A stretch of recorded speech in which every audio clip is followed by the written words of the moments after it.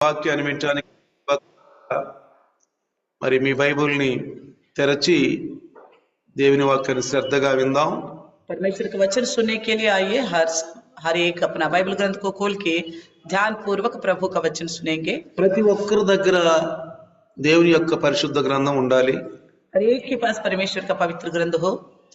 ఆ గ్రంథాన్ని మనం తెరిచి ఉంచుకోవాలి. उस ग्रंथ को खोलकर अपने सामने रखें, ఎందుకంటే మనం వాక్యానుసారంగా నడిచేవాళ్ళం. क्योंकि हम वचन के अनुसार चलने वाले हैं. మన ఇష్టం వచ్చిన అనుసారంగా నడిచేవాళ్ళం हम కాదు. अपनी मर्जी के अनुसार चलने वाले नहीं है. మనం వాక్యంలో కట్టుబడి ఉన్నాం, వాక్యం ద్వారా జన్మించాము. तो हम वचन के द्वारा पैदा हुए हैं और वचन के द्वारा ही जुड़े हुए हैं. కాబట్టి వాక్యమే మనకు దేవుడు. इसलिए वचन ही परमेश्वर है. అది బైబిల్లో రాయబడి ఉంది. ये बाइबल ग्रंथ में लिखा हुआ है. ఆ దేవుడే పంపించిన యేసుక్రీస్తు. उसे परमेश्वर ने भेजा है, यीशु मसीह को. కాబట్టి इसलिए దేవుడు మరి ముందు ప్రవక్తల ద్వారా మాట్లాడాడు, परमेश्वर ने पहले नबियों के द्वारा बात की है, కీర్తనకారుల ద్వారా మాట్లాడాడు, भजनकारों के द्वारा भी बात की है, ధర్మశాస్త్రం ద్వారా మాట్లాడాడు, व्यवस्था के द्वारा भी बात किया है. ఆఖరి దినాల్లో యేసు ప్రభు ద్వారా మాట్లాడాడు. इन अंतिम दिनों में मसीह यीशु के द्वारा बात किए हैं. మొదటి శతాబ్దంలో అపోస్తుల ద్వారా और మాట్లాడాడు. पहली शताब्दी में प्रेरितों के द्वारा बात की है. అపోస్తుల తరువాత ఏర్పరచుకున్న దైవ సేవకుల ద్వారా మాట్లాడుతున్నాడు. प्रेरितों के बाद चुने हुए अपने दासों के द्वारा बात करता है. ఇప్పుడు సంఘములో మనందరం చేరాం కాబట్టి, సంఘ సహవాసంలో మనందరం ఉన్నాం కాబట్టి వాక్యమే దేవుడని మనం నమ్మాలి. हम कलिशा में शामिल हुए हैं, कलिशा की संगति में है, इसे हमें भरोसा रखना चाहिए कि वचन ही परमेश्वर है. కీర్తనకారుడు అంటాడు, भजनकार कहता है 99వ కీర్తన 99 भजन संगीता 6వ వచనం, 6 वचन में 99వ కీర్తన 6వ వచనంలో 99 भजन संगीता 6 वचन में कहता है, వారు యెహోవాకు మొర్రపెట్టగా ఆయన వారికి ఉత్తరమిచ్చెను.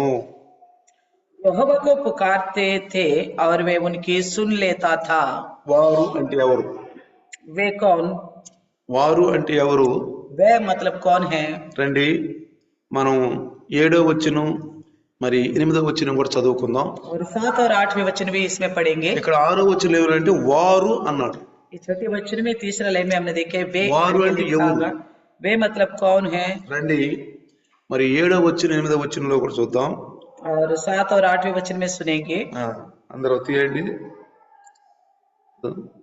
కీర్తన 99 भजन संगीता 7 और 8 वचन. वे बादलों के खंभे में होकर उनकी बातें करता था और वे उसकी चेतावनियों और उसकी दी हुई विधियों पर चलते थे. हे हमारे परमेश्वर यहोवा, तो उनकी सुन लेता था, तो उनके कामों का बदला तो लेता था, तो भी उनके लिए क्षमा करने वाला परमेश्वर था. Praise the Lord. ఆయన 6వ వచనంలో ఏమన్నా చూద్దాం. ఆయన 6వ వచనం నుంచి కూడా చూద్దాం. ఆయన యాజకులలో మోషే అహరోనులు నుండిరి. ఆయన నామమును బట్టి ప్రార్థన చేయు వారిలో సమూయేలు ఉండెను. వారు యెహోవాకు మొరపెట్టగా ఆయన వారికి ఉత్తరమిచ్చెను. छठे वचन में लिखा है, उसके याजकों में मूसा और हारून और उसकी प्रार्थना करने वालों से समूएल यहोवा को पुकारते थे और वह उनकी सुन लेता था. వారు యెహోవాకు మొరపెట్టగా ఆయనకు ఉత్తరమిచ్చిన మాటకి ఎవరెవరు వాళ్ళు? तो उन्होंने पुकारा परमेश्वर को और परमेश्वर उनको जवाब दिया. वो मतलब कौन है वो लोग? మోషే, అహరోను और సమూయేలు. यहाँ पे 3 नाम हैं, मूसा, हारून और सामुएल. కానీ ఇక్కడ ఒక విషయాన్ని మనం తెలుసుకోవాలి. और एक बात को हमें जानना है, ఆయన యాజకులలో మోషే అహరోనులు ఉండిరి అన్నాడు. उनके याजकों में मूसा और हारून थे करके लिखा गया है. అంటే ఇప్పుడు మోషే కూడా యాజకులలో ఒకడు అని పరిశుద్ధాత్మ దేవుడు కీర్తనాకారుడి ద్వారా రాయించాడు. तो यहाँ में देखते हैं कि पवित्र आत्मा परमेश्वर ने मूसा भी याजकों में से एक है करके लिखवाया है. మనం ఏమనుకుంటున్నాం? యాజకుడు అంటే అహరోను అనుకున్నాం. हमने क्या सोचा? याजक माने कि हारून है. కానీ ఆ యాజకులలో ఆ మోషే అహరోనులు ఉండారు అని చెప్తున్నాడు. तो यहाँ पे बताता है कि उन याजकों में मूसा और हारून भी थे. ఆయన నామమును బట్టి ప్రార్థన చేయు వారిలో సమూయేలు కూడా ఉన్నాడు. और उनके नाम से प्रार्थना करने वालों में समूएल है करके लिखा गया. వారు యెహోవాకు మొరపెట్టగా ఆయన వారి మొరకు ఉత్తరమిచ్చెను. यहोवा को पुकारते थे वे और उनको उन्होंने उनकी सुना करके लिखा हुआ है. చూడండి, देखिए ఎందుకని వారి ప్రార్థన దేవుడు విన్నాడు? क्यों परमेश्वर ने उनकी प्रार्थना सुना है। 7-8 వచనంలో మనకి స్పష్టంగా కనపడుతుంది. 7 और 8वें वचन में यहाँ पे साफ साफ लिखा है। 7-8 వచనాలు. 7-8 वचन में మేఘస్తంభములో నుండి ఆయన వారితో మాట్లాడెను, వారు ఆయన శాసనములను అనుసరించిరి, ఆయన తమకిచ్చిన కట్టలను అనుసరించిరి. యెహోవా మా దేవా, నీవు వారికి ఉత్తరమిచ్చితివి, వారి క్రియలను బట్టి ప్రతీకారము చేయుచునే వారి విషయంలో నీవు పాపము పరిహరించు దేవుడు వైతివి. बादलों के खंभे में होकर उनके सुना करता था और वे उसकी चेतावनियों उसकी दी हुई विधियों पर चलते थे। हे हमारे परमेश्वर यहोवा, तो उनकी सुन लेता था, तो उनके कामों का बदला तो लेता था, तो भी उनके लिए क्षमा करने वाला परमेश्वर था। యెహోవా మా దేవా, నీవు వారికి ఉత్తరమిచ్చితివి, వారి క్రియలను బట్టి ప్రతీకారము చేయుచునే వారి విషయములో నీవు పాప పరిహారించు దేవుడు వైతివి. 8वें में लिखा है, हे हमारे परमेश्वर यहोवा, तो उनकी सुन लेता था, तो उनके कामों का बदला तो देता था, तो भी उनके लिए क्षमा करने वाला परमेश्वर था। ఇక్కడ కీర్తనకారుడు ఏం చెప్తున్నాడంటే, यहाँ भजनकार क्या कहता है, పరిశుద్ధాత్ముడు ఎందుకు మనకు ఇది బైబిల్లో రాయించాడంటే, पवित्र आत्मा प्रभु क्यों इन बातों को बाइबल ग्रंथ में लिखवाया है। మనిషి పాపం చేసినప్పుడు దేవుడు పాపానికి శిక్ష వేస్తాడు. तो अगर इंसान पाप करने से परमेश्वर उस पाप का दंड देगा। అయితే ఆ పాపాన్ని పరిహరించడానికి కూడా ఆయన మరి యేసు క్రీస్తులో మనకి మంచి ఈ కొత్త నిబంధనలో ఉన్న మనకి ఒక ప్రణాళికనిచ్చాడు. उस पाप से हमें हमारे पापों का प्रायश्चित करने के लिए मसीह यीशु के द्वारा नया नियम से हमारे लिए प्रभु ने बात किया है। ఇక్కడ మనం జాగ్రత్త యాజకత్వం यहाँ पे देखना है, यहाँ पे याजक के बारे में लिखा गया అంటే है। మోషే అహరోనుతో ఇక్కడ ఇద్దరు మీరు యాజకులు అంటున్నాడు. मूसा और हारून को लेकर दोनों याजक है करके बताता है। యాజకుడు బలులు అర్పించినప్పుడు ఇజ్రాయేలుడికి మేలు జరిగింది. अगर याजक बलि चढ़ाता तो इजरायलियों के लिए भलाई होता था, ఎందుకంటే ఇజ్రాయేలులకి మరి దేవునికి మధ్యవర్తిగా యాజకులు ఉన్నారు. क्योंकि इजरायली और परमेश्वर के बीच में बिचवाई के रूप में याजक थे। ఇక్కడ మోషేకి చెప్పాడు. यहाँ पे मूसा को बताया था। మోషేకి ఏమని సెలవిచ్చాడంటే, मूसा से क्या कहा था, మోషే నువ్వు అహరోన్ని యాజకుడిగా సిద్ధపరచు అన్నాడు. मूसा तुम हारून को याजक रूप में तैयार करना। దేవుని వాక్కు మోషేకు వచ్చింది. परमेश्वर का वचन तो मूसा को मिला था। మోషేకి సెలవిచ్చాడు, मूसा से कहा था, నువ్వు అహరోన్ని యాజకుడిగా నిలబెట్టు. आप हारून को चुनना याजक के तौर पर। ఇజ్రాయేలు యొక్క పాపములన్నీ భరించాలి. इजरायलियों का सारे पापों को उठाना వాళ్ళ होगा, పాపాలకు ప్రాయశ్చిత్తం కూడా చెయ్యాలి. उनके पापों का प्रायश्चित भी करना होगा।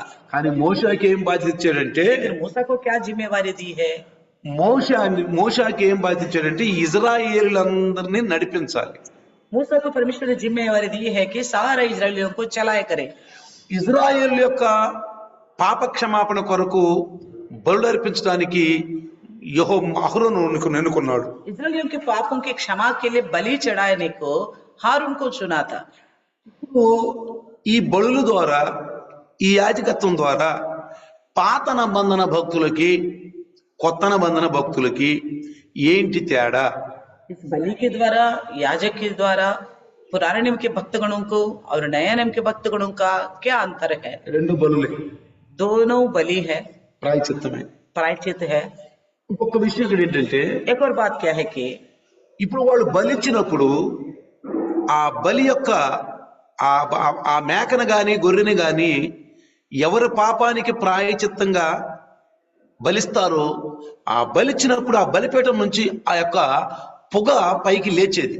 जैसे बलि दिया जाता है जिस किसी के पाप के लिए क्यों ना हो, तो बलि देने पर वहां पे उस बलि के द्वारा धुआं ऊपर को उठती है। ఇప్పుడు మొదటి విషయము అంగీకారం అని తెలుసుకుందాం. तो इसमें पहला विषय है अंगीकार। అంటే వారి యొక్క పాపాల కొరకు బలిచ్చినప్పుడు దేవుడు ఆ బలిని స్వీకరించి అంగీకరించి వారి పాపాలను క్షమించాడు. तो उनके पापों के लिए जब बलि दिया करता था, परमेश्वर ने शुद्ध हुआ को स्वीकार करके उनके पापों को प्रायश्चित कर दिया। వాళ్ళకు కొన్ని విధులు ఇచ్చాడు. उनको कुछ नियम दिया है। యాజకుడు ఏం చేయాలో వాళ్ళకి చెప్పాడు. याजक को क्या करना होगा वो भी बताया गया। రండి లేవీ కాండము देखिए लेवी अवस्था 23వ అధ్యాయము 23 अध्याय 11వ వచనం చదివితే 11वें वचन पढ़ेगा तो రండి ఒకసారి మనం చూద్దాం. 23 की 11 देखेंगे। లేవీ అవస్థ చూడండి, లేవీ కాండము 23:11. ఇక్కడ మనం చూస్తే, యెహోవా మిమ్ము అంగీకరించినట్లు అతడు యెహోవా సన్నిధిని ఆ పనను అల్లాడింపవలెను. విశ్రాంతి దినమునకు మరుదినమున యాజకుడు దానిని అల్లాడింపవలెను. लेवी अवस्था 23 का 11 में लिखा है, और वे उस फूले को यहोवा के सामने हिलाए कि वे तुम्हारे निमित्त ग्रहण किया जाए। वे उसे विश्राम दिन के दूसरे दिन हिलाए। Praise the Lord. ఎప్పుడండి? कब? విశ్రాంతి దినానికి మరుసటి రోజు. विश्राम दिन के दूसरे दिन। ఇది గమనించాలి మీరు. इस बात को याद रखना है జాగ్రత్తగా వినండి. ध्यान से। విశ్రాంతి దినం అంటే వాళ్ళకి విశ్రాంతి దినం అంటే ఏంటి? ఏడవ రోజు అంటే శనివారం. विश्राम दिन यानी कि 7वां दिन उनके लिए शनिवार। ఈ పాత నిబంధన భక్తులకి इस पुराने नियम के भक्तगणों को విశ్రాంతి అంటే వాళ్ళకి ఏడవ రోజు అంటే అది శనివారం వాళ్ళకి. विश्राम दिन यानी कि 7वां दिन शनिवार।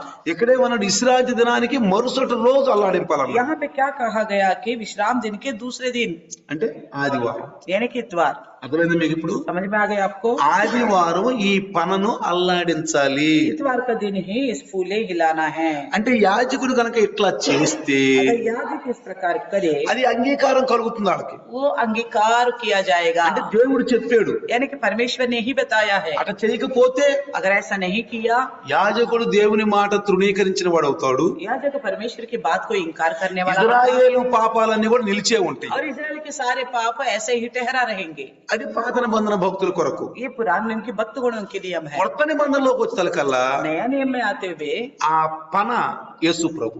वो फूले जो है यीशु मसीह है। మీకు అర్థమవుతుందా? समझ में आ रहे? ఆ పన ఎవరు? वो फूले कौन है? యేసు ప్రభు. मसीह यीशु है। దాని గురించి మరి 1 కొరింథీ 15వ అధ్యాయం 20వ వచనం కనుక మనం చదివితే इसके बारे में हम देखेंगे। पहला कोरिन्थी का 15-25 वचन हम देखेंगे तो 15-20 15-20 देखेगा तो 1 కొరింథీ पहला कोरिन्थी 15-20 చదువుదాం. 15-20 पढ़े। परंतु सचमुच मसीह मुर्दों में से जी उठा है, और जो सो गए हैं उनमें मैं पहला फल हुआ। ఇప్పుడైతే నిద్రించిన వారిలో ప్రథమ ఫలముగా క్రీస్తు మృతులలో నుండి లేపబడి ఉన్నాడు. అంటే यानी कि ఆ పన విశ్రాంతి దినానికి రెండవ రోజు దాన్ని అల్లాడించాలి. उस फूले को विश्राम दिन के दूसरे दिन हिलाना है। ఆ పన అది ఎవరంటే యేసుక్రీస్తు. वो फूले कौन है? यीशु मसीह है। ఇప్పుడు యేసు ప్రభు ఎప్పుడు పునరుద్ధానుడు అయ్యాడు? तो यीशु मसीह कब पुनरुद्धान हुआ है? విశ్రాంతి దినాన తరువాత ఆదివారం పునరుద్ధానుడు అయ్యాడు. विश्राम दिन का दूसरे दिन इतवार का दिन ही पुनरुद्धान हुआ था। అయితే ఆయన్ని బైబిల్ ఏమంటుంది? యాజకుడు, ప్రధాన యాజకుడు అంటుంది. बाइबल उनके बारे में कहती है कि ये प्रधान याजक है। ఆయన ప్రధాన యాజకుడు. वो प्रधान याजक है। ఆయన ప్రధాన యాజకత్వం చేతను పునరుద్ధానము చేతను నమ్మిన వారికి అందరికీ పాప క్షమాపణ కొరకు ఆయన సిద్ధంగా ఉన్నాడు. तो प्रधान याजक है वो जो भरोसे करते हैं उन सब के लिए वो तैयार है। ఓ క్యా హై వో? యాజకత్వము చేత పునరుద్ధానము చేత और याजकत्व के द्वारा और पुनरुद्धान के द्वारा भी ఎవరైతే నమ్మారో जो कोई भरोसे की है ఆయన యాజకుడు.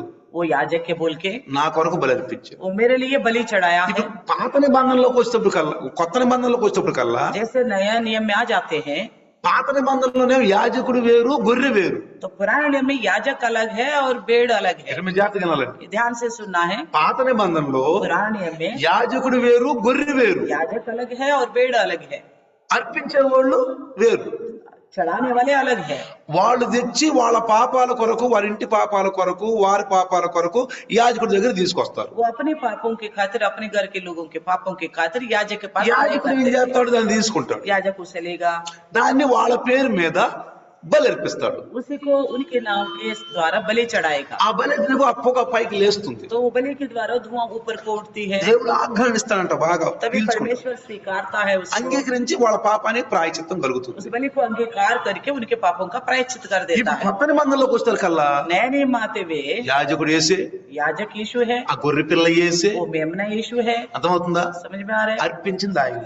तो चढ़ाया उन्हें नहीं।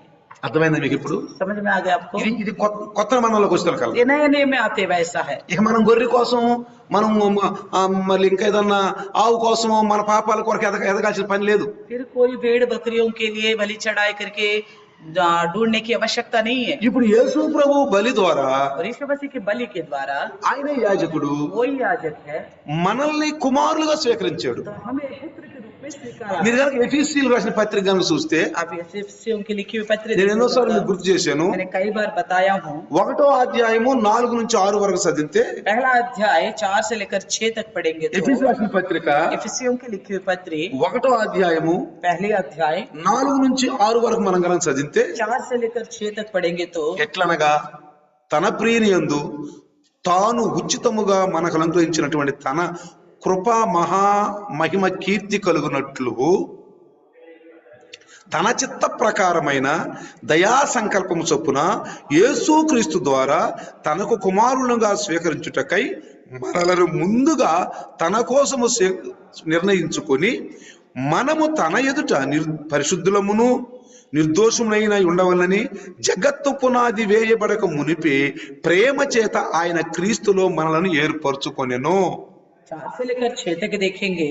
जैसा उसने हमें जगत की उत्पन्न से पहले उसने चुन लिया कि हम उसके निकट प्रेम में पवित्र और निर्दोष हो और अपनी इच्छा के भले अभिप्राय के अनुसार हमें अपने लिए पहले से ठहराया कि यीशु मसीह के द्वारा हम उसके लेपालक पुत्र हो, कि उसकी उस अनुग्रह की महिमा की स्तुति हो जिसे उसने हमें उस प्रिय में सेंत में दिया है। ఇప్పుడు అర్థమైందా? అంటే దేవుడు జగత్తు పునాదికి వేయబడక ముందే నిర్ణయించాడు. परमेश्वर ने जगत की नींव डालने से पहले ही निर्णय कर चुका था। ఎట్లా అంటే ఒక మాటలో చెప్తాం మీకు, तो एक ही बात में मैं बताता हूँ అర్థం చేసుకోండి. समझने के लिए। అంటే यानी कि దేవుడు తన స్వరూపములో తన పోలికలు అంటే పరిశుద్ధతలో తనకు సమానంగా తమ యొక్క స్వభావ రీతిలో మనిషిని చేశాడు. तो परमेश्वर ने अपने स्वरूप में अपने समानता में यानी कि अपनी पवित्रता के अनुसार उसकी इच्छा के अनुसार बनाया है। పాపం తెచ్చింది దేవుడు కాదు. पाप परमेश्वर ने लेके नहीं आया। ఈ రోజు నేను మెహరోలి నుండి మరి ఓలా ఎక్కి నేను మెహరోలి నుంచి ఓలా ఎక్కి ఆయన కల్లా ఒక వ్యక్తికి సువార్త చెప్పి ఆయన ఒకటే మాట అన్నాడు, నేను రేపు నుంచి చర్చికి వెళ్ళిపోతాను అన్నాడు. तो मैं आज मेहरोली में ओला में बैठ गया था, वहां से आए नगर आने तक एक उस व्यक्ति को मैंने मेरा गवाही बताया, सुसमाचार बताया। तो उतरते उतरते उसने बोला मैं आज से कल से चर्च जाऊंगा। అక్కడి నుంచి క్లుప్తంగా చెప్పేసి तो वहां से यहाँ तक पहुंचने में मैं पूरी बता दी। అడిగిన ప్రశ్నలకు జవాబు చెప్పేసి उसने जो क्वेश्चन किया उन सारे बातों को मैंने जवाब दे दिया। ఎదురు బల్లగా तो अब सामने बैठ అతను ఒక్కడే మాట అన్నాడు, वो इसने एक ही बात कहा, నేను చూడని దేవుణ్ణి నేను ఎలా నమ్మేది అన్నాడు. जिसको मैंने देखा नहीं तो उसको मैं कैसे भरोसा करूं। నేను ఒకటే అన్నాను, मैंने एक ही बात ఆయన कहा, ఓంకార స్వరూపుడు, वो तो ओंकार स्वरूप ఆయన है, సృష్టికర్త, वो सृष्टि करता है। ఆయన తన కుమారుడు యేసును పంపించి మనతో మాట్లాడమన్నాడు. उन्होंने अपने पुत्र यीशु मसीह को भेजा, कहा कि हमसे बात करे। ఇప్పుడు యేసు మాట వింటే ఆయన మాట విన్నట్టే, अभी यीशु का बात सुनने का मतलब है परमेश्वर की बात ఆయన सुनना। చూస్తే యేసు దేవుడు చూసినట్టే. तो यीशु को देखा तो मानो परमेश्वर को देखने के बराबर है। మరి అన్నాడు యేసు దేవుడా అన్నాడు. तो उन्होंने बोला क्या यीशु मसीह परमेश्वर యేసు है? దేవుడు కాదు, मैंने कहा यीशु परमेश्वर नहीं है, దేవుని పంపబడిన కుమారుడు. तो परमेश्वर के द्वारा भेजे गए पुत्र కానీ है। దేవుడికి యేసుకి ఏ తేడా లేదు, అంతా బరాబర్ సమానమే. तो मैंने कहा और यीशु को और परमेश्वर का कोई अंतर नहीं है,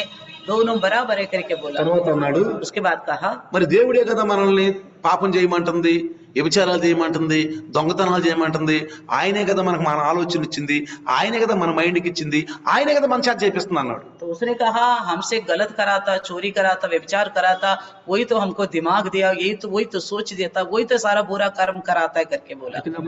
फिर मैंने एक నువ్వు తండ్రివి, तुम पिता हो, నీకు ఇద్దరు కుమారులు ఉన్నారు, तुमको मान लो 2 बच्चे हैं, నీ కుమారుడు చెప్పిన దొంగతనం చేయమని, आप अपने बच्चों को बोलते हो चोरी करो, నువ్వు కుమారుడు చెప్తున్నావా బరే బూతులు తిట్టురని, आप अपने बेटे को बोलते हो गाली सीखो, దొంగతనం చేయమని चोरी करने को చెప్పవు కదా, नहीं बताते हो, మరి దేవుడు చెప్తాడు. फिर परमेश्वर कैसे ఈ बताएगा? విధంగా అక్కడి నుంచి బయలుదేరిన దగ్గర ఇక్కడ వరకు ఎన్నో విషయాలు జరిగినాయి. तो वहां से जब निकला तब से लेकर यहाँ आने तक तो कई सारे उसने सवाल जवाब ఒక किया। మాట అన్నాడు, तब उसने बोला అయ్యో నేను ఎంత కోల్పోయాను, तो मैं कितना उसको चुका था, నిజంగా నేను ఇక రేపటి నుంచి నేను చర్చికి వెళ్ళిపోతాను. मैं कल से चर्च जाऊंगा।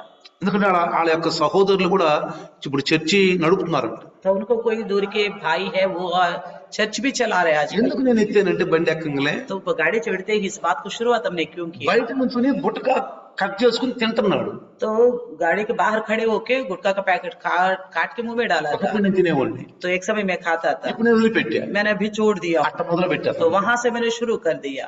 అట్ట సువార్త మొదలు పెట్టి ऐसा सुसमाचार शुरू कर दिया। ఒకప్పుడు నేను బాగా తినేవాడిని, एक समय मैं ऐसा खाता था, నేను దేవతను మొక్కేవాడిని, देवी देवताओं को माना, కానీ శక్తి ఎవరు నాకు ఇవ్వలేదు. तो उसको छोड़ने की शक्ति मुझे किसी ने नहीं ఇప్పుడు दिया। నేను వదిలిపెట్టేసాను, अभी मैं छोड़ दिया हूँ, నాకు శక్తి ఇచ్చాడు దేవుడు. मुझे यीशु ने शक्ति అక్కడి दिया। నుంచి మొదలైంది. तो वहां से शुरू करा। కాబట్టి ప్రియులారా, इसलिए प्रियो, ఇక్కడ మనకి ఇప్పుడు అతను దేవునికి అంగీకారం కావాలంటే ఇప్పుడు మధ్యవర్తి ఉండాలి కదా. तो वो इंसान अगर परमेश्वर के ग्रहण योग्य बनने के लिए बिचवाई होनी चाहिए।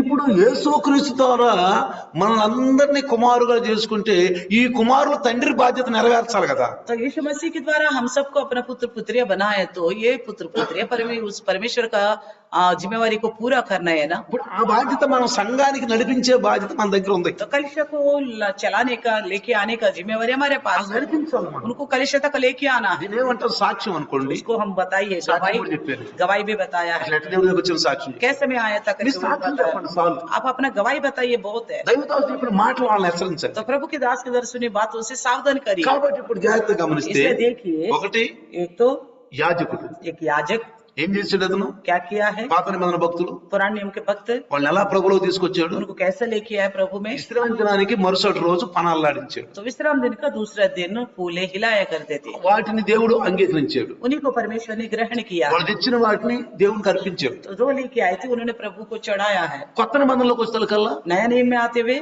ఆ ప్రథమ పంట, ఆ ప్రథమ ఫలము యేసే. वो प्रथम फल जो है, फसल जो है, यीशु है। ఆ ప్రథమ ఫలమైన యేసే తనకు తాను అర్పించుకున్నాడు. वो प्रथम फल यीशु ही अपना आप को अर्पण किया है, శిలువ అర్పించుకున్నాడు. क्रूस में अर्पण किया है। పాత నిబంధనలో యాజకుడు గనక లేకపోతే వాళ్ళ పాపాలకు ప్రాయశ్చిత్తం జరగదు. तो पुराने में अगर याजक नहीं होता तो उनके पापों का प्रायश्चित नहीं होता। ఎందుకంటే యాజకుడు లేకపోతే అవి స్వీకరించే దేవుడు, అర్పించే దేవుడు యాజకుడే అర్పించాలి. अगर याजक नहीं होता तो कौन उनको लेता है, कौन उनको बलि चढ़ाता है? దేవుడు ఏర్పరిచాడు అది. ये तो परमेश्वर ने ही चुना है ना। మోషే నువ్వు యాజకుడుగా అహరోను నిర్మించన్నాడు, हे मूसा, तुम याजक तौर पर हारून को चुनो, నువ్వేమో మనుషులు నడిపించన్నాడు. आप तो लोगों को चलाओ।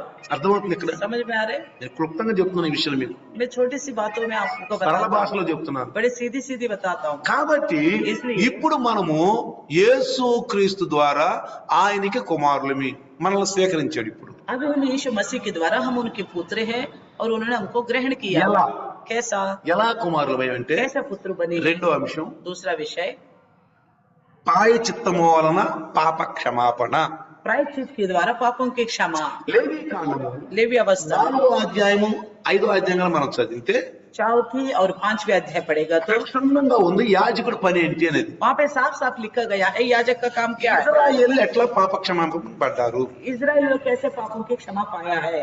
ఇక్కడ చూద్దాం. देखेंगे 4వ అధ్యాయము चौथी अध्याय लेवी अवस्था 26వ వచనం చదువుదాం. 26 वचन पढ़ेंगे, 4వ అధ్యాయం 26వ వచనం. 4 का 26। ఆ, और वे उसके कुल चर्बी को मेल मिलाप की चर्बी के समान वेदी पर जलाए हाँ। और याजक उसके पाप के विषय में प्रायश्चित करे, तब वे क्षमा किया जाएगा। 4:26.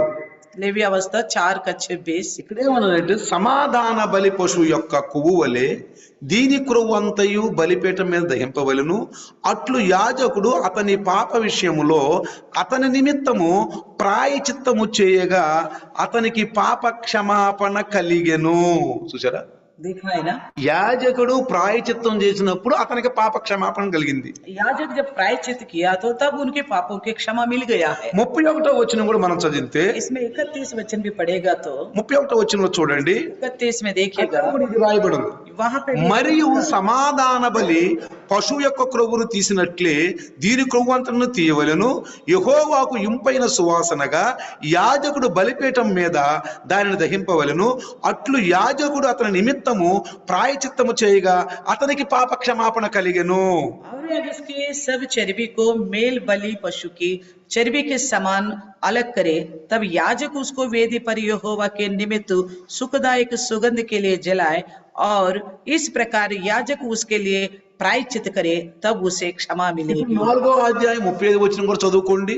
4 का 35 वचन भी पढ़ लीजिएगा, 5వ అధ్యాయము 6వ వచనం 10వ వచనం 13 16 కూడా చదువుకోండి. 5वें अध्याय का 6 13 15 भी पढ़ लीजिएगा। ఇక్కడ యాజకుడు వాళ్ళ పాపాల నిమిత్తము ప్రాయచిత్తము చేయగా వాళ్ళకి పాప క్షమాపణ కలిగింది. तो वहाँ पे यही दिखता है कि हमको याजक उनके लिए पापों की खातिर प्रायश्चित करने से ही पापों की क्षमा मिला ఆ है। డ్రైవర్ నన్ను ఏమడిగాడంటే, उस ड्राइवर ने मुझसे क्या पूछा है, ఎందుకు యేసు ప్రభును సిలువలో అంత భయంకరంగా చంపేసి అని అడిగాడు. तो यीशु मसीह को क्यों इस तरह क्रूस में भयानक रीति से मार डाला। అప్పుడు నాకు ఆలోచన వచ్చింది. तभी मुझे ये सोच आया था। అతను చెప్పేశాను, उसको तो मैंने बता दिया, అతను చెప్పేశాను, उसको बता दिया, దేవుని ఆత్మ ద్వారా చెప్పాను. परमेश्वर की आत्मा की अगुवाई అది के మీతో కూడా द्वारा చెప్పాలనుకుంటున్నాను, मैं आपसे भी बताना चाहता हूँ, మీతో కూడా చెప్పాలి. आपसे भी बताना चाहता ఒక్కసారి మీకు నేను ప్రేరణిస్తున్నాను. हूँ। तो एक बार और आपको प्रेरणा देना మన चाहता हूँ, బలం రావాలి. हमारे विश्वास को बल मिलने మన के लिए। సమస్యల్లో, మన శోధనలో, మన ఇరుకుల్లో, ఇబ్బందులు, దేవుడు చేసిన పనిని, ఆయన ఇచ్చినటువంటి మంచి ఆనందాన్ని కృతజ్ఞతగా మనం స్వీకరించాలి. तो हमारी कमजोरियों में, हमें परेशानियों में परमेश्वर हमारे साथ कैसे अद्भुत कार्य किए हैं, और उस बल को शुक्रगुजारी के द्वारा प्रकट करना है। ఇప్పుడు చూడండి, अभी देखिए, యాజకుడు పాపం చేసి తనకు తాను కూడా బలర్పించుకున్నాడు. याजक ने भी पाप करने की वजह से अपने आप का, अपने विषय में भी बलि चढ़ाया है। ప్రజలను పాపం చేసి వారి కొరకు యాజకుడికి మరి ఒక మేకనో గొర్రెనో ఇచ్చి వాళ్ళ పక్షంగా దాన్ని బలర్పించమని వాళ్ళు మరి ఇచ్చారు. तो लोग ने भी पाप किए तो उनके पक्ष में बलि चढ़ाने के याजक को दिया था। పాపము తీసివేయలేని ఎడ్ల యొక్కయు, మేకల యొక్కయు, గొర్రెల యొక్కయు ఆ బలిని వాళ్ళు అర్పించి వాళ్ళకు ప్రాయచిత్తం మాత్రమే కలిగింది ఓన్లీ. तो पाप को तो नहीं निकाल सकता उस प्रकार की, और भेड़ बकरियों का बलि देकर उनकी पापों का वो प्रायश्चित हुआ था। ఇజ్రాయేలు అనేకము, వాళ్ళ బలులు అనేకం. इजरायली तो बहुत सारे थे और उनकी बलि भी बहुत सारा था। బలుల్లో కొన్ని 5 బలులు మాత్రం మనకు స్పష్టంగా తెలుసు. तो बलियों में 5 बलि हमें साफ साफ ఇంకా पता है, కొన్ని బలులు ఉన్నాయి, और भी कुछ बलि थे, కొన్ని బలులు ఉన్నాయి. कुछ और बलि है, నేను చెప్తాను తర్వాత. तो मैं और बताऊंगा आगे को। అయితే ఇక్కడ तो फिर క్రీస్తు అయితే కుమారుడయ్యుండి ఇన్నిసార్లు అని వేటాటా బలు అర్పించేవాళ్ళు అంట. इजराइल तो बार बार बलि चढ़ाते थे, साल साल में। వాళ్ళు పాపాల కొరకు సంవత్సరానికి ఒకసారి పాపం, రోజుకు ఒకసారి. అసలైతే నిర్గమాకాండంలో నిత్యము ఉదయం ఒక మేకని, సాయంత్రం ఒక గొర్రెని రోజు అర్పిస్తూనే ఉండాలి. तो वहां पे इजराइल लोग को साल में एक बार, और देखा जाएगा तो सुबह एक बलि, शाम को एक बलि हमेशा चढ़ाए जाना करके बताएगा। గొర్రెలు అర్పిస్తూనే ఉండేవాళ్ళు. हमेशा बलि चढ़ाया करते थे, ఇజ్రాయేలు అనేకము, क्योंकि इजराइल बहुत सारे थे, ఇజ్రాయేల్ అనేకము बहुत सारे थे, కాబట్టి వాళ్ళకు బలులు అర్పిస్తూనే ఉండేవాళ్ళు. इसलिए वो बलि चढ़ाते रहते थे। ఏమో పాపం చేశారేమో, क्या पता पाप किए होंगे, ఏమో పాపం చేశారేమో. ఇంటి శుద్ధి కొరకు, ఒంటి శుద్ధి కొరకు, घर की शुद्धि के लिए और देह की शुद्धि के लिए, పాపాల కొరకు, पापों की खातिर, బిడ్డలు పుట్టినప్పుడు, जब बच्चे हुआ तो అన్ని విషయాల్లో కూడా सारे विषयों में వాళ్ళు బలు అర్పిస్తూనే तब ఉన్నారు. भी वो लोग बलि चढ़ाता रहा। కాబట్టి బలి అనేది ముఖ్యము. इसलिए बलि तो जरूरी था। అతనికి ఏం చెప్పిన, బలి లేకుండా, రక్తం లేకుండా పాప క్షమాపణ లేదు. मैंने उनसे कहा था बिना लहू बहाए पापों की क्षमा नहीं है। దానికి నేను గ్రంథాల సహారం తీసుకున్నా. उसका ग्रंथों का विषय लेके मैंने बताया, దాని ద్వారా నేను వెళ్తాను. उसके द्वारा उसने भरोसे किए। దేవుడు నాకు ఇచ్చినటువంటి ఒక అనుగ్రహం గ్రంథాలు చదవటం. तो परमेश्वर ने मेरे को ये कृपा दिया है, मैं ग्रंथ पढ़ सका, అన్ని జనులు ప్రభు దగ్గర अन्य जाति को తీసుకురావడం. प्रभु के पास लाने के लिए। కాబట్టి పిల్లారా, इसलिए प्रियो, ఇప్పుడైతే మనం చూడండి, अब देखिए, యేసుక్రీస్తు అయితే కుమారుడై ఉండి मसीह यीशु तो पुत्र था, ఒక్కసారి బలి అర్పించేసి. एक ही बार बलि हो गया। మనం కొత్త నిబంధనలో మనం చూస్తే हम नया नियम में देखे तो ఆయన పాపం చేయలేదు, उन्होंने तो पाप नहीं ఆయనలో किया, పాపం లేదు, उनके अंदर कोई पाप नहीं ఆయనలో किया, శాపం లేదు. ना उनके कोई शाप। పాపుల మధ్య ఉన్నాడు కానీ పాపం అంటకుండా ఉన్నాడు. पापी उनके बीच में रहा, मगर पाप को लगने नहीं दिया। ఆయన సంవత్సరానికి ఒకసారి బలి అర్పించలేదండి. वो साल में एक बार बलि नहीं चढ़ाया, ప్రజల కొరకు लोगों की खातिर। తను యేసు ప్రభు ఒక్కసారి సిలువలో ఆయన మృత్యువుని అనుభవించి సమాధిలో పెట్టబడి శనివారానికి 2వ రోజు పనాలాడు తెలుసు యాజకుడు, ఆయనే ఆ పనగా ప్రథమ పంటగా లేచాడు. तो एक ही बार उसने लोगों की खातिर बलि हो गया, जैसे शनिवार के दूसरे दिन फूले हिलाए करता था ना, इसी प्रकार स्वयं वो ही इतवार का दिन वो जी उठ गया। ఎప్పుడైతే ఆదాము అవ్వల పాపం చేశారో, जैसा आदम हव्वा ने पाप किया था, అప్పుడే నిర్ణయించుకున్నాడు तभी निर्णय किया था దేవుడు, परमेश्वर ने, మనిషిని పాపిగా ఉండకూడదు, పరిశుద్ధుడుగా ఉండాలి. मनुष्य पापी बन के नहीं रहना चाहिए, पवित्र बन के रहना चाहिए। ఇతను నరకానికి వెళ్ళకూడదు, నా దగ్గరికి రావాలి తిరిగి. ये नरक में नहीं जाना चाहिए, घूम फिर के मेरे पास आना चाहिए। వెళ్ళాలంటే దేవుడు పరిశుద్ధుడు, तो जाना चाहे तो, मगर वो पवित्र परमेश्वर है, పాపి, మనుషు పాపి. मनुष्य पापी है, మరి ఎలా వెళ్తాడు పాపి? फिर कैसे जाएगा ये पापी? అందుకే యేసు ప్రభు రక్తము కార్చి ఆ రక్తము ద్వారా మనల్ని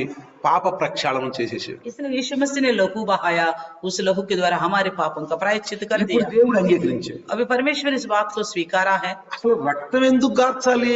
आखिर लहू क्यों बहाना है? యేసు ప్రభు వచ్చి నన్ను కొట్టండి అయ్యా, నన్ను చంపండి అయ్యా, నేను రక్తం గారుతాను, వీళ్ళకి పాపక్షేమ అన్నాడా? क्या यीशु मसीह के ये बोला था मुझे मारो, मेरे को खत्म करो, घायल करो, इनके पापों की क्षमा हो जाएगा बोल के? మనల్ని బట్టి అన్నాడు. तो हमारी वजह से ఎప్పుడు అంటాం మనం, हम ऐसे बोलते हैं, నన్ను బట్టే కదా నువ్వు చనిపోయింది సిలువలో, तो मेरे वजह से ही आप क्रूस में प्राण दिया నన్ను था। బట్టే కదా నిన్ను కొట్టారు, हम ऐसे बोलते हैं, हम मेरे वजह से ही आपको मार నన్ను सहना బట్టే पड़ा, కదా నీ ముఖం మీద ఉమ్మేశారు, मेरे वजह से आपके मुंह के ऊपर थूका गया, నన్ను బట్టే కదా నేను కొడాలతో కొట్టారు मेरे वजह से आपको कोड़ों को मार सहना पड़ा। అంటాం మనం. हम बोलते हैं ना, అంటే यानी कि మనల్ని పరిశుద్ధులు చేయటానికి అవసరం. हमें पवित्र बनाने के लिए ఆయన పాపం చేయకుండా वो पाप भी नहीं किया था, పరిశుద్ధ జీవితానికి పాపుల మధ్యలో ప్రకటిస్తున్నప్పుడు तो पापियों के बीच में अपना पवित्र जिंदगी का प्रकट करते वक्त పాపంలో ఉన్నవారు, जो पाप में रहने वाले, పాపంలోనే ఉండి పాపంలోనే జీవిస్తున్నవారు जो पाप में रहकर पाप में ही जीने ఆ वाले, మాట నచ్చక वो बात बर्दाश्त नहीं कर पाया, ఆయన్ని తీసుకెళ్లి సిలువలో పడేశారు. उनको ले जाके क्रूस में चढ़ाया। కాబట్టి మనల్ని పరిశుద్ధులు చేయటానికే ఆయన సిలువలో ఎక్కాడు. इसलिए कहते हैं कि हम सबको पवित्र बनाने के लिए वो क्रूस में चढ़े ఎన్నో थे। సార్లు అడిగారు యాజకులు, శాస్త్రులు, పరిశీలి సర్దుకాయలు లేసిపోవుని, तो कई बार शास्त्री परिषद सदुकाई ने मसीह से कहा था, నువ్వు నిజంగా చెప్పు క్రీస్తు అయితే, आप सच बताओ क्या मसीह हो? నువ్వు క్రీస్తు అయితే నిజంగా చెప్పు. अगर मसीह हो तो हमको बताओ। వాళ్ళకి భయం వేసింది. वो डरते थे, నిజంగా క్రీస్తు వస్తాడు, वो जानते थे कि मसीह మసీహ్ आएगा, రావాల్సిందే, मसीह आना ही है। కానీ నువ్వేం కాదు కదా, तो कहीं आप तो नहीं हो। దీనికి ఎన్నో సార్లు చెప్పాను నేనని అన్నారు. तो यीशु ने कहा मैं कई बार बता चुका हूँ वो मैं ही था, కానీ ఎన్నలా వాడు लेकिन उन्होंने नहीं स्वीकारा, ఎన్నలా. नहीं सुना। కాబట్టి ఆ మెస్సీని సిలువలో ఎక్కించేసి इसलिए उस मसीह को क्रूस में डाल दिया। ఆయన మన కోసం సిలువెక్కాల్సి వచ్చింది, రక్తం కార్చాల్సి వచ్చింది. वो हमारे लिए क्रूस पे चढ़ना पड़ा और लहू बहाना पड़ा। బారు పాపం చేయబాకండి, इसलिए बार बार पाप मत करो, మళ్ళీ సిలువెక్కి బాకండి, ఆయన बार बार उनको क्रूस में मत चढ़ाओ, ఆయన బాధ పెట్టబాకండి, उनको दुखित मत करो। ఏ పాపం చేయదు. उन्होंने कोई भी पाप मत తల करना, నుంచి అరికాలు सर से लेकर पैर तक। పాపం మీలోకి వస్తుందని మీకు తెలిసిన వెంటనే आपको अगर महसूस हो पाप आपके अंदर आ रहा है, ఆలోచనల ద్వారా, सोचों के द्वारा हो, क्रियों द्वारा, कार्यों के द्वारा हो, మిమ్మల్ని ప్రేరేపిస్తున్నప్పుడు आपको जैसे प्रेरणा देता है तो గద్దించండి. तुरंत डांटो, సాతానా ए शैतान, రాయబడి ఉంది, ये लिखा हुआ है నేను దేవుని కుమారుణ్ణి, मैं परमेश्वर का पुत्र నేను हूँ, దేవుని కుమారుడు, मैं సాతానా परमेश्वर का पुत्र हूँ, పో, चले जा। నా కోసం వేసే రక్తం కార్చాడు, मेरे लिए मसीह यीशु ने लहू बहाया है, జగత్తు పునాది వేయబడక ముందే నా కోసం ప్రణాళిక వేసాడు నా ప్రభువు. जगत की नींव डालने से पहले मेरे लिए परमेश्वर ने योजना बनाई है। నేను ఒకప్పుడు పాపం చేశాను సైతానా, मैं एक समय पाप किया నా था, క్రీస్తు రక్తం ద్వారా నా ప్రభు నా పాపాన్ని అంగీకరించి నా ప్రాయచిత్తం చేసి నన్ను క్షమించేశాడు. तो मसीह लहू के द्वारा मेरे पापों का प्रायश्चित को उन्होंने स्वीकारा और क्षमा कर दिया मुझे। ఇప్పుడు నమ్మిన వారికి క్షమాపణ కలగటానికి अभी जो भरोसा करते हैं उनको क्षमा मिलने के రండి, लिए హెబ్రీయుల పత్రిక देखिए इब्रानियों की लिखी हुई 10వ बात है, అధ్యాయము अध्याय 10 10 నుంచి 14 వరకు మనం చదివితే, 10 अध्याय 10 से लेकर 14 तक पढ़ेंगे तो హెబ్రీయుల పత్రిక इब्रानियों पत्री 10వ అధ్యాయము 10वीं अध्याय 10 నుంచి 14 10 से लेकर 14 तक ఇక్కడ రాయబడింది చూద్దాం. యేసు క్రీస్తు యొక్క శరీరము ఒక్కసారియే అర్పింపబడు చేత ఆ చిత్తమును బట్టి మనము పరిశుద్ధపరచబడి ఉన్నాము. उसी इच्छा से हम यीशु मसीह के देह के एक ही बार बलिदान चढ़ाए जाने के द्वारा पवित्र किए गए हैं। అర్థమైందా? समझ में आ गया ఏమంటాడు? क्या कहता है? యేసు క్రీస్తు యొక్క శరీరము यीशु मसीह के देह ఆయన శరీరాకారంగా వచ్చాడు ఈ లోకానికి. देह धारण करके आए हैं संसार में। ఎందుకు? क्यों? నేను ఒక విషయం ఎందుకు చెప్తున్నానంటే, ఈ విషయం మీకు నేను मैं क्यों बताऊं इस बात को? కొంతమందికి అర్థం కాక ఏమనుకుంటారంటే, అంటే ఆయన వచ్చి నన్ను చంపండి సత్తానికే వచ్చాను అని ఏమన్నా వచ్చాడా ఏంది అనే ఒక ఆలోచన చాలా మందికి వచ్చింది. అడిగారు నన్ను కొంతమంది. कुछ लोग ऐसा सोचते हैं, मुझने मेरे से भी पूछा था, वही संसार में आके मुझे मारो, मुझे घात करो, खत्म करो, ऐसा बोला था क्या करके। ఇందా చెప్పారు మీకు मैं విషయం. पहले इस అది నోట్ చేసుకోండి. మీకు इस बात को याद रखिए। ఎవరిని అడిగితే చెప్పండి, कोई पूछेगा तो बता दीजिएगा, ఎవరిని అడిగితే చెప్పండి ఈ విషయం. कोई पूछने पर बता दीजिएगा। అంటే ఒక్కసారి అర్పించేసేసి एक ही बार बलि हो गया, ఆ చిత్తమును బట్టి మనము పరిశుద్ధపరచబడి ఉన్నాము. उस इच्छा के अनुसार हम पवित्र किए गए हैं। ఇప్పుడు కొత్త మందుల యాజకుడు ఎవరు? अब नया नियम में याजक कौन है? యేసు ప్రభు కదా, मसीह यीशु है ना, ప్రధాన యాజకుడు కదా. प्रधान याजक। ఆయన చనిపోకపోతే మన పాపలు అట్లా నిలిచిపోయాయి. अगर वो नहीं मारता तो हमारे पाप तो ऐसा ही ठहरा रहता। ఒప్పుకున్నా కానీ మీరు క్షమించే వాళ్ళు ఎవరు లేరు. अगर हम मान भी लेगा तो कौन क्षमा कर देता? 11వ వచనంలో మరి 11वें ప్రతి యాజకుడు దినదినము సేవ చేయొచ్చు పాపములను ఎన్నటికి తీసివేయలేని ఆ బలులే మాటి మాటికి అర్పించుచూ ఉండును. हर एक याजक तो खड़े होकर प्रतिदिन सेवा करता है और एक ही प्रकार के बलिदान को जो पापों की क्षमा भी दूर नहीं कर सकते बार बार चढ़ाता है। ఇప్పుడు చూడండి, యేసు ప్రభువును నమ్ముకున్న వాళ్ళు కాక अभी देखिए जो यीशु मसीह पर भरोसा नहीं कि उनको సత్యమా छोड़कर వాళ్ళందరూ కూడా సంవత్సరం ఒకసారి బలి అర్పించే వాళ్ళు ఉన్నారు, మా మతం కులం అని. साल में एक बार भी और साल में एक बार बलि देने वाला है मेरा धर्म जाति बोल के ప్రతి రోజు ఏదో ఒక విధంగా ఏదో ఒకటి అర్పించాలనో ఏదో చేయాలనో అర్పించే వాళ్ళు ఉన్నారు. हर दिन कुछ ना कुछ चढ़ाना है, कुछ ना कुछ करना है करके चढ़ाने वाले हैं। మనం ఏమి అర్పిస్తాం? हम क्या चढ़ाएंगे उनको? ఏమి అర్పిస్తాం? మనం क्या चीज उनको अर्पण करेंगे? మన హృదయాన్ని అర్పిస్తాం. हम अपना हृदय को अर्पण करेंगे, అంటే ఆయన వాక్యం విని यानी कि उनका वचन, ఆయన వాక్యం మన హృదయంలోకి వచ్చి उनका वचन हमारे हृदय में మన आए, హృదయంలో మార్పు వచ్చేస్తుంది. हमारे हृदय में बदलावट आ ఈ जाए। హృదయం అర్పించు అంతే. आप अपना हृदय को अर्पण करो बस। ఇప్పుడు వాక్యం ఉంది, अभी वचन है, ఆయన చెప్పింది చెయ్యి. उनके कहने का अनुसार करो। ఇందాక కీర్తనాకారుడు 99లో ఏమన్నా 6-8 వరకు भजनकार 99 में वो क्या बोला था? 6 से लेकर 8 ఎందుకు तक వారి మొర్ర ఆలకించాడంట? क्यों परमेश्वर उनका पुकार सुन लिया మోషే है? మొర ఎందుకు ఆలకిచ్చాడు? అహరోను మొర ఎందుకు ఆలకిచ్చాడు? సమయోను మొర ఎందుకు ఆలకిచ్చాడు? परमेश्वर ने क्यों मूसा का विनती सुना, हारून का विनती सुना, सैमुएल का विनती सुना? వాళ్ళు శాసనాలు, కట్టడలు, ఆజ్ఞలు వాళ్ళు పాటించారండి. क्योंकि उन्होंने अपने परमेश्वर का नियमों को, कानून को पालन किया है। నేనంటాను పరిశుద్ధాత్మ ద్వారా मैं कहता हूँ पवित्र आत्मा के అస్సలు द्वारा పాపం చేయొద్దు. बिल्कुल पाप नहीं करना है। పాపకు అవసరం ఇవ్వద్దు. पाप को अवसर मत दो। బలహీనులు, పాస్టర్లు, బలహీన విశ్వాసం ఉంటే వాళ్ళ మాటలు వినబాకండి. तो कमजोर विश्वासी, कमजोर पास बनोगे तो उनके मत सुनो। మనుషులు కదా, పాపం చెప్పినట్టుంటాము. हम मनुष्य तो आखिर पाप करने के बिना कैसे పాపం रहेंगे? ఎవరో చెప్పండి, बिना पाप का कौन है बताओ? పరిపూర్ణులు ఎవరో చెప్పండి. कौन परिपूर्ण है बताओ? అని ఇందాకే వాక్యం చదువుకున్నాం. तो इस प्रकार बोलते हम तो अभी యేసు वचन पढ़ा ना। క్రీస్తు తన శరీరాన్ని బలియాగం చేసినప్పుడు యేసు క్రీస్తు ద్వారా మనల్ని కుమారులుగా స్వీకరించి మన పాపాలకు ప్రాయచిత్తం ఆయన చేశాడు కదా. ఇప్పుడు ఒప్పుకుంటే మనం పాపులు పరిశుద్ధులమే కదా. तो यीशु मसीह ने अपने बलि के द्वारा हमारे पापों का प्रायश्चित कर दिया है। अगर हम मान लिया तो हम तो हो गए ना पवित्र, పరిశుద్ధమైపోయాం కదా. पवित्र हो गए हैं। పాపం రాక నువ్వు సంఘస్థుడు కదా. आप तो कलिसिया के నువ్వు हैं ना? సంఘంలో చేరేవు కదా. आप कलिसिया में शामिल हुए లోకం हैं। నుంచి వేరైపోయి సంఘానికి వచ్చావు కదా. कलिसिया से अलग होकर, तो संसार से अलग होकर నువ్వు कलिसिया में వింటున్నావు, आते నీ हैं। విశ్వాసం పెరుగుతుంది కదా. आप सुन रहे हो वचन, आपका विश्वास बढ़ పాపం रही है। ఏదో నీకు తెలుస్తుంది కదా. पाप क्या है ये भी आपको पता चल रहा है। పాపం వస్తుంది అన్నప్పుడే గమనించి వెంటనే పాపాన్ని ఖండించేసేయాలంతే. तो पाप वो करके महसूस हुआ तो तुरंत पाप का खंडन करना నేను चाहिए। బలహీనున్నయ్యా, పాపివుడో చెప్పయ్యి, పరిశుద్ధుడో చెప్పయ్యా, కాబట్టి నేను చెయ్యాలయ్యా అని నిర్ణయించుకోవద్దు. ऐसा निर्णय मत लेना मैं कमजोर हूँ, कौन पवित्र है तो बताओ इसलिए मुझे पाप करना पड़ेगा, ऐसा निर्णय मत करना। నేను బలహీనున్నయ్యా, పాపం చేయాల్సిందేనయ్యా. मैं तो कमजोर हूँ तो पाप करना ही है। ఈ లోకంలో పరిశుద్ధులు ఎవరు इस చెప్పయ్యా. संसार में पवित्र कौन है बताओ? అలాంటి బలహీన మాటలు ఎవరు इस మాట్లాడదు. तरह का कमजोरी की बातें कोई नहीं बोलना। అవునంటే అవును, కాదంటే కాదు. हाँ तो है ना, तो ना। ఎప్పుడు వస్తాడో తెలియదు. कब आएगा यीशु मसीह पता नहीं, ఎప్పుడు వస్తాడో తెలియదు. कब आएगा पता नहीं। ఇప్పుడు వస్తే अगर अभी आ गए तो రెడీ सिद्ध तैयार रहना है, రెడీ. तैयार रहना అసలు है। అయిపోయాం మనం. पवित्र हो దేవుని चुके हैं। ప్రణాళిక ఇది. परमेश्वर की योजना है। 12వ వచనం చూస్తే 12वें वचन में देखेगा तो, ఈయనైతే పాపముల నిమిత్తమై సదాకాలము నిలుచు ఒక్క బలి అర్పించాడు. परंतु ये व्यक्ति तो पापों के बदले एक ही बलिदान सर्वदा के लिए चढ़ाकर। 13 ఏమంటున్నాడంటే, 13 में क्या कहता है? ఈయనంట దేవుని కుడి పార్శ్వన పోయి కూర్చున్నాడంటే. यहाँ पे लिखा है 12 में आखिरी में लिखा है चढ़ाकर परमेश्वर के दाहिने ओर जा बैठा है। ఏమంటాడు? क्या कहता है? పోయి కూర్చున్నాడు అక్కడ. तो परमेश्वर के दाहिने ओर बैठा है। ఇప్పుడు ఆయన మన కోసం నిరాపన చేస్తున్నాడు. वो हमारे लिए विनती कर रहे हैं। నేను మనం చెప్పాను మీకు, हम परसों भी बताया था, మొన్న ఒక సందేశంలో చెప్పాను, एक संदेश में बताया था, మన కోసం ప్రార్థన చేస్తున్నాడు. हमारे लिए वो प्रार्थना कर रहे हैं। తర్వాత 14వ వచనం, और 14 वचन में ఒక్క అర్పణ చేత ఈయన పరిశుద్ధపరచబడు వారిని సదాకాలమునకు సంపూర్ణంగా చేసి ఉన్నాడు. उसने एक ही चढ़ावे के द्वारा उन्हें जो पवित्र किए जाते हैं सर्वदा के लिए सिद्ध कर दिया है। క్రీస్తు ప్రాయచిత్తం వలన ఇప్పుడు మనకి క్షమాపణ దొరికిపోయింది.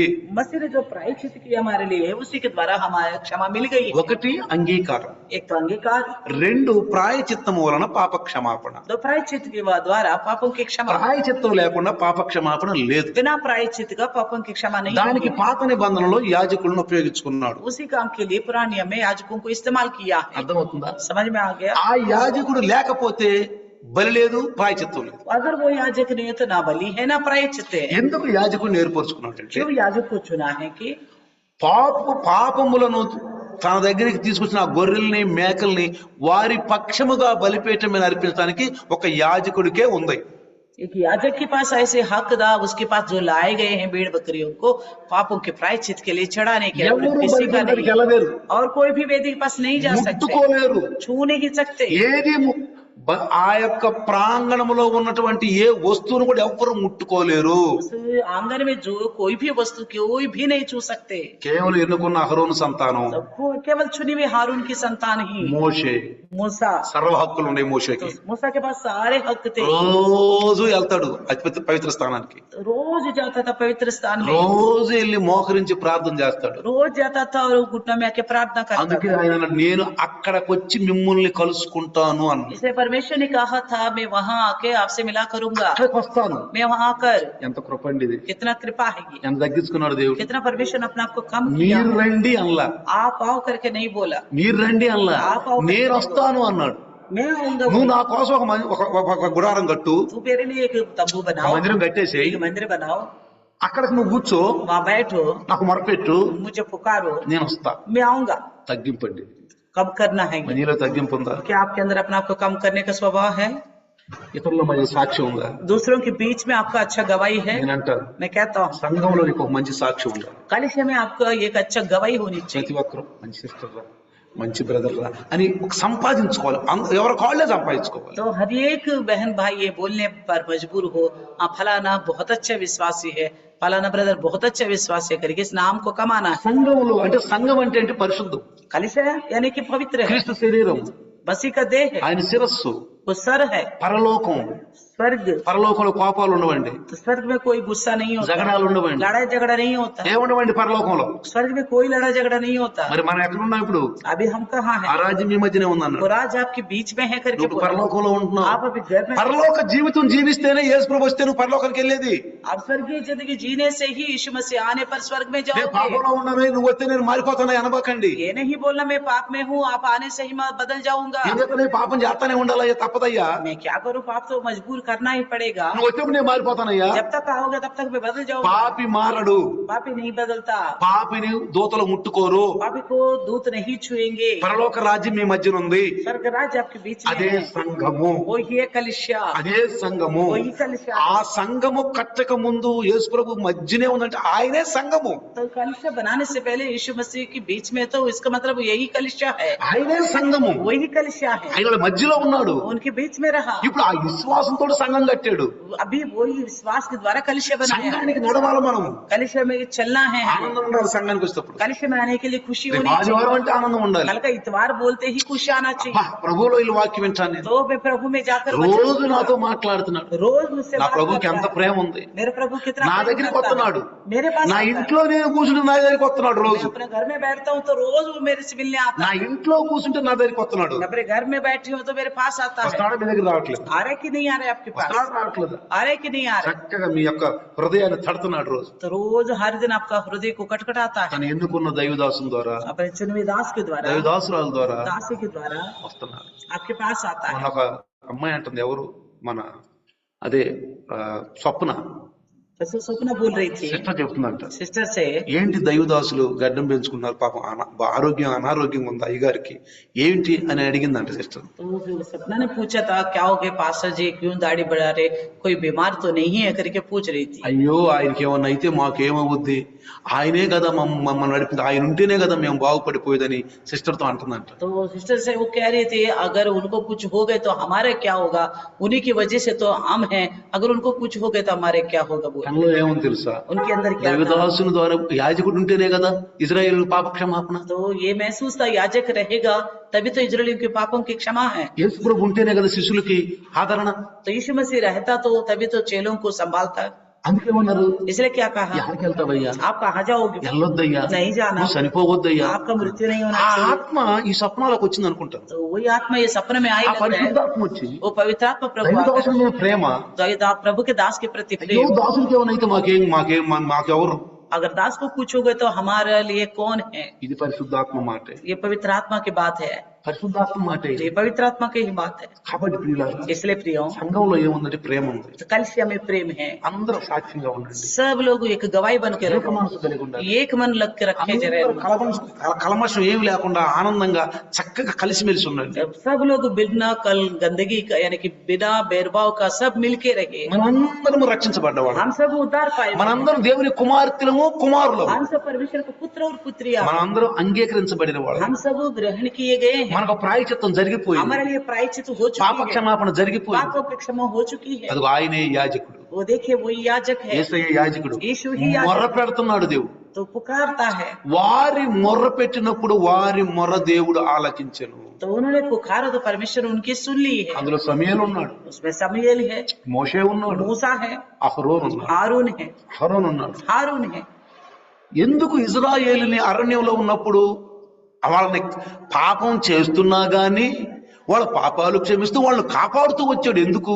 इस्राएलियों को पाप करने पर भी और जंगल में रहते वक्त क्यों उनको क्षमा करते हुए बचाते हुए लाया? మోషే ప్రార్థన. तो मूसा की प्रार्थना, మోషే ప్రార్థన. मूसा की प्रार्थना, మోషే ప్రార్థన చేస్తున్నాడు. मूसा प्रार्थना कर रहा था, మేము ప్రార్థన చేస్తున్నాం. हम प्रार्थना कर रहे हैं। మాకెవరమే దేశం ఉండదు. हमें किसी के ऊपर कोई भेदभाव नहीं है, అందరూ బరాబర్, हमारे लिए सब एक समान है, అందరు సమానులే. सब एक समान है। అందరి కొరకు ప్రార్థన చేస్తాం. हम सबके लिए प्रार्थना ఎవరికైనా करते हैं। సమస్య ఉంటే కన్నీరు గార్చి ప్రార్థన अगर చేస్తాం. किसी की कोई समस्या तो आंसू बहाकर प्रार्थना करते కన్నీరు हैं, ఎందుకంటే ఆ ప్రార్థన అవసరము. क्योंकि ऐसी प्रार्थना आवश्यकता है। నాకు దేవుడు రేపు లెక్కడుతాడు. तो कल का दिन प्रभु मेरे से लेखा ले, యాజకుడు నియమించింది ఎందుకు? याजक को क्यों बनाया ఇశ్రాయేలు गया? పాపాల కొరకు ఆ గొర్రెని మేకను అర్పించడానికే. इजराइल के पापों के खातिर वो भेड़ बकरी को चढ़ाने के लिए, యేసుని పంపించింది ఎందుకు? यीशु को क्यों भेजा? పాపుల కొరకు చనిపోవటానికే. पापियों की खातिर मृत्यु होने దైవ దాసుని పిలుపు ద్వారా పిలిచేది ఎందుకు? के लिए। प्रभु को दास को क्यों बुलाया है? అందుకే అంటాడు పౌలు, మీరందరూ నా కిరీటాలు అంటాడు. इसलिए पौलुस बोलता तुम सब मेरे मुकुट हो, మీరందరూ మా మహిమ అంటాడు. आप सब में हमारे మీ महिमा అందరూ हो, మా పత్రికలు అంటాడు. आप सब हमारे पत्रिका हो। మీరు आप అంటే రక్షించబడ్డ మీరు, यानी कि उद्धार पाए हुए आप, వాక్యం ద్వారా రక్షించబడ్డ మీరు. वचन के द्वारा बचाए गए हैं आप। ఒక తండ్రికి ఇద్దరు పిల్లలుంటే अगर एक बाप को दो बच्चे हैं, వాళ్ళిద్దరు మాట్లాడుకోకపోతే, वो अगर आपस में बात नहीं వాళ్ళిద్దరు करते, కొట్టుకుంటుంటే वो आपस में लड़ते रहेंगे తండ్రి तो అంత కూలిపోతాడు. पिता कितना परेशान हो जाएगा। సంఘములో కూడా कलिशे में भी అందరూ మంచిగా ఉంటే, सब अच्छे से मिलके रहेंगे, అందరూ నోరు విప్పి మాట్లాడుకుంటూ హృదయంలో ఏమి లేకుండా కలిసి మిలిచుంటే सब लोग अपना हृदय खोल के बात करे, मिलजुल के रहे तो దేవుడైతే సంతోషిస్తాడు. परमेश्वर तो होगा कि खुश। యేసు ప్రభు కూడా, यीशु मसीह भी, "బా, నా వాక్యము నా రక్తం ఫలించింది." हो मेरा लहू और मेरा वचन साधक निकला बोलेगा, దైవదాసులు కూడా ఆనందిస్తారు. तो प्रभु का दास भी आनंदित होगा। కాబట్టి ప్రియులారా, इसलिए प्रियो, ఈ రాత్రి इस रात को ఒకటి एक पहला विषय, అంగీకరించబడ్డాం, हम ग्रहण किए गए हैं, ప్రాయశ్చిత్తం జరిగింది, हमारे पापों का प्रायश्चित हो चुका है, पापों की क्षमा हो జగత్తు चुकी పునాది है। వేయబడక ముందే ఆయన నిర్ణయించుకున్నాడు. जगत की नींव डालने से पहले ही उन्होंने निर्णय कर चुका था, కాబట్టి इसलिए ఆయన మరలా మనం సిలువ వేయొద్దు. तो उनको दोबारा बार बार क्रूस में नहीं चढ़ाना है, మరలా ఆయన మన సిలువ వేయొద్దు. बार बार उनको क्रूस में मत चढ़ाना है। కాబట్టి इसलिए రండి, आइए ఆయనకి మరి ప్రార్థనా పూర్వకంగా ఆయనతో మనం కొద్ది నిమిషాలు కలిసి ప్రార్థన చేద్దాం. आइए थोड़ी देर उनके साथ में प्रार्थना करेंगे। సర్వశక్తిమంతుడివి, సర్వకృపానిధివి, సర్వములో నిండిన దేవా, నీ పాదాలకు వేలాది వందనాలు నాయన. ये सर्व सृष्टिकर्ता अनुग्रहकारी परमेश्वर, आपके चरणों की तरह दंडवत करते हैं प्रभु जी। ఈ సమయాన్ని మీ చేతికి అప్పగిస్తున్నాం समय ప్రభు. आपका हाथों में सुनते हैं प्रभु जी। మీరు మాతో మాట్లాడారు, आप हमसे बात, నాతో మాట్లాడారు. हम सबसे बात की। ఈ రోజు మీరు యాజకుడు నాయన, आज आप याजक है प्रभु, మా కొరకు ఆయన బలి అర్పించారు, हमारे लिए बलि, మా పక్షముగా మీరు బలి అర్పించారు, हमारी ओर से आपको बलि चढ़ाया प्रभु जी, రక్తం కార్చారు. लहू बहाया है। నిజంగా మీరు యాజకుడయ్యి आप याजक होकर తండ్రికి మాకు మధ్యవర్తిగా ఉండి तो पिता और हमारे बीच बिचवाई बन के रहा, ఆ రక్తం ద్వారా మా పాపాలు అంగీకరించబడ్డాయి. उस लहू के द्वारा हमारे पापों को ग्रहण किया। కాబట్టి ఆయన ఒక్కసారి మీరు సిలువ, तो इसलिए आप एक ही बार क्रूस में चढ़े, ఒకేసారి మృత్యు పొందారు, एक ही बार मृत्यु हो తిరిగి गया, లేచారు. फिर जी उठा है, ఇప్పుడు తండ్రి కుమార్ కుడి పార్శ్వన కూర్చున్నారు. पिता के दाहिने हाथ में మేము बैठा है। దేవుని రాజ్యంలో ఉన్నాం. हम आपके प्रभु के राज्य में, మీరు ఇచ్చిన వాక్యాన్ని బట్టి आपको दिए गए वचन के अनुसार हम पवित्र हो चुके हैं। పరిశుద్ధాత్మ మాతో ఉన్నాడు. पवित्र आत्मा प्रभु हमारे साथ ప్రతి ఒక్కరు ఈ రోజు వాక్యం విన్నవారు. हर एक आदमी, నిజంగా నేను నా యొక్క మరి నా ద్వారా నా పాపం వలన యేసు ప్రభు సిలువలో నా పక్షంగా సిలువలో రక్తం కార్చాడు. तो मेरे पापों की वजह से मेरे पापों के पक्ष में यीशु मसीह क्रूस में लहू बहा నా పాపాలు అంగీకరించబడ్డాయి. मेरे पाप ఇక నేను अंगीकार పాపం చేయను. मैं आगे को पाप नहीं ఇక నేను करूंगा ఇక పాపం చేయను. आगे को पाप नहीं నేను करूंगा ప్రభువుని దుఃఖ పెట్టను, मैं प्रभु को दुखित नहीं తండ్రిని करूंगा దుఃఖ పెట్టను, ना पिता को दुखित దైవదాసుని करूंगा దుఃఖ పెట్టను. प्रभु को दास को दुखित करूंगा ఓ ना నీలో నీతో కలిసి ఉంటాను, मैं आपके साथ रहूंगा నీ ఆత్మలో కలిసి ఉంటాను. आपकी आत्मा में जुड़ के रहूंगा ప్రార్థిద్దాం. प्रार्थना करें ప్రభువా, प्रभु నీ దాసుని నడిచిన నీ కొద్ది వాక్యం వేసి నామలో దీవించబడును గాక. दास के द्वारा बताए गए वचन सबके ऊपर सौ गुना फलवंत हो जाए। आमीन. यीशु के नाम परमेश्वर से का प्यार, मांगते हैं, आमीन। हमारे पिता का पवित्र आत्मा का प्यार, प्रभु यीशु मसीह का महान कृपा, पवित्र आत्मा का सहभागिता आज और कल युगानुयुग तक सदा काल इम्मानुएल भर के हमारे साथ बने रहे. आमीन. Hallelujah, hallelujah.